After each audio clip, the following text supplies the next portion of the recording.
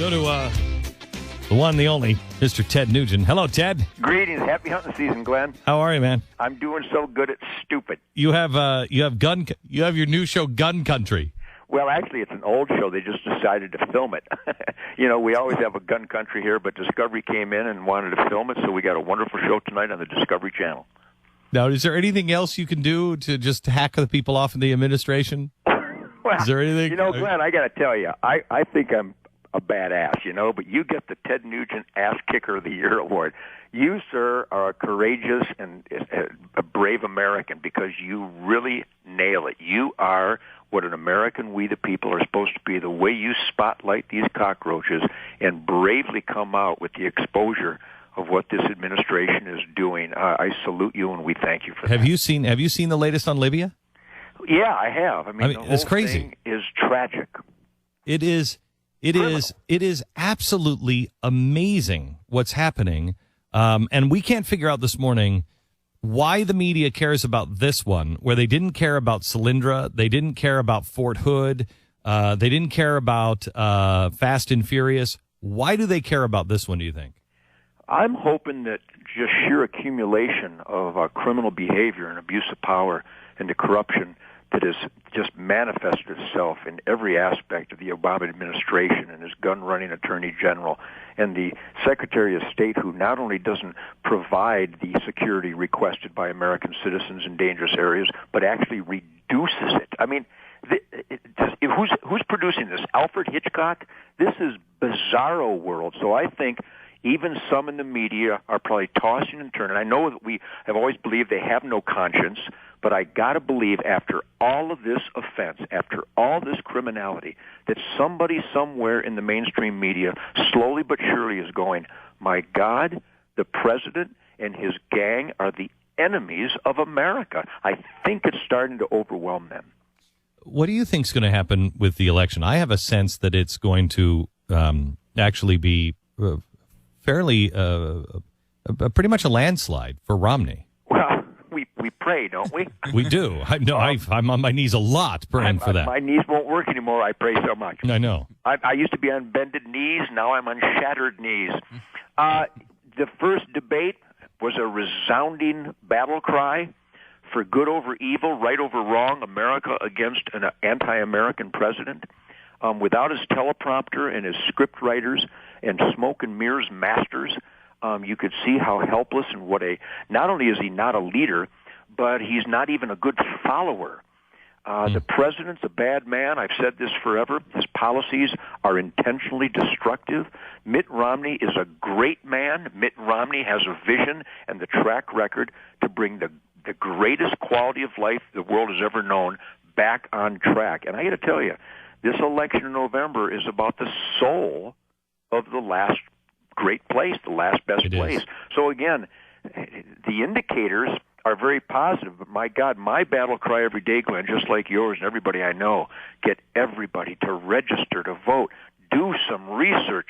See what this administration is doing. Identify these criminal, treasonous acts. There's some people. Let's get these guys out of here. Some people will say, Ted, that there's no difference between the two. I've heard this. There's no difference. I see it all the time. I'm aghast. I know. So what do you say to those people? I say, my God, there are 4 Supreme Court justices who wrote their name, who signed their names to a statement that they don't believe Americans have a fundamental right to self-defense, not just the right to keep and bear arms. 4 Supreme Court justices declared that Americans have no basic right to self-defense. My brain can't adjust to that insanity. That's bizarre. And that's the kind of Supreme Court Barack Obama is steering this nation towards, and that is a death wish. And that usually at least gets a raised eyebrow, but a lot of people are already brainwashed. A lot of people really are on the receiving end. What Mitt Romney said about the 47%, if you're benefiting from an evil man, you're going to vote for him. Okay, so don't tell me what you hope or what you pray for. What do you think is going to happen? Well, I think because I'm a pragmatist, I know that America has always rallied in the most dangerous times. I really believe that Mitt Romney is going to be our next president. Paul Ryan will be our next vice president. And I pray nightly that happens, but I really believe it will. Are you? So what you're saying is Michigan will go for Romney. I spend a lot of time in my beloved birth state of Michigan, Glenn, and I see a turnaround. I see him realizing that the Coleman Young and the Jennifer Grant homes literally destroyed the greatest place in the world. It really was, Glenn. It was magic. You're from Detroit. Did you see that they now have they now have signs up? The police are putting signs up. Enter Detroit at your own risk. I think I had that sign on my truck back in '68. Yeah. I'm telling you, it's. I took my children. I took some of my kids back. The Amboy Dukes did a 42-year anniversary a number of years ago, and we went back to Detroit where I started performing with my band, the Royal High Boys, in 1958, and then the Lords in 1961, and then the Amboy Dukes throughout the 60s and 70s. And it was like Beirut, and I'm sure we've all seen the cross reference between Nagasaki, Hiroshima, and Detroit. Oh, yeah. And how those Japanese cities are beautiful today, and Detroit is worse than those cities were after the bombs were dropped. And while I was showing the kids how beautiful this piece of geography is on this wonderful top walleye and smallmouth bass fishery, the Detroit River, just a pristine example of real conservation upgrade. And there you have these dilapidated buildings where you have plywood against the windows that are still there from the riots of '67. And here was a man on the street at 2 o'clock in the afternoon defecating in downtown Detroit. And I said, there you have it. I couldn't have hired Alfred E. Newman to write a better script showing what has happened to my beloved birth city of Detroit. And it's just tragic. It's heartbreaking. All right, so tonight what animal are you going to kill? Well, tonight... I mean, let's just said I shoot everything that moves, and I said, you got to be kidding me. I shoot them in their sleep.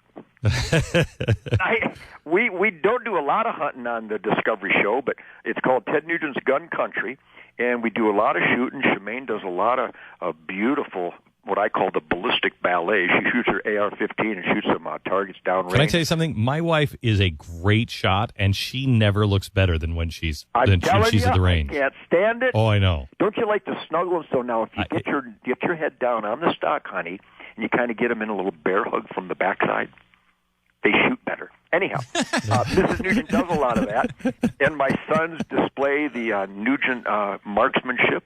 And we're trained by the Navy SEALs and the Army Rangers and the greatest heroes that ever walked the earth. I make my first 1,000-yard shot with a Texas LaRue Tactical and some brand-new Ted Nugent ammo. How cool is that? And it's basically a day in the life of the Neugent family and 99.999% of American families who celebrate guns. We do it legally, safely, properly, and it's all good. All right, so here's the deal. I've never actually been I went pheasant hunting once. I've never actually been hunting before.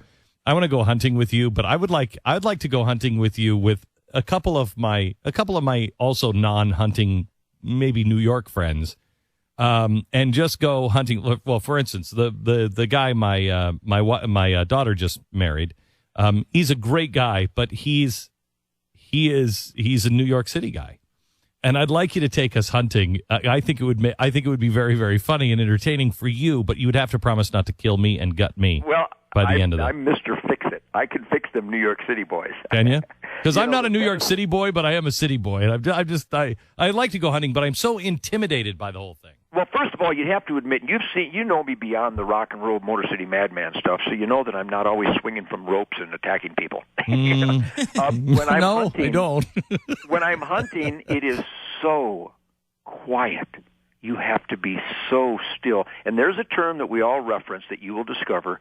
It's called cleanse the soul. When you get out there, you have to be so vitally aware of your presence and your actions and your surroundings that you will become inebriated, but in a positive way, by the essence of nature that you are now an integral, natural part of. It is soul cleansing, and I would be proud to take you guys. All right. Ted, best of luck, and we'll see you tonight on the Discovery Channel at 10 o'clock Eastern. Back at you, Glenn. Godspeed. You're doing God's work. It's why the devil's pissed off. God bless you. Thanks, man. Ted Nugent.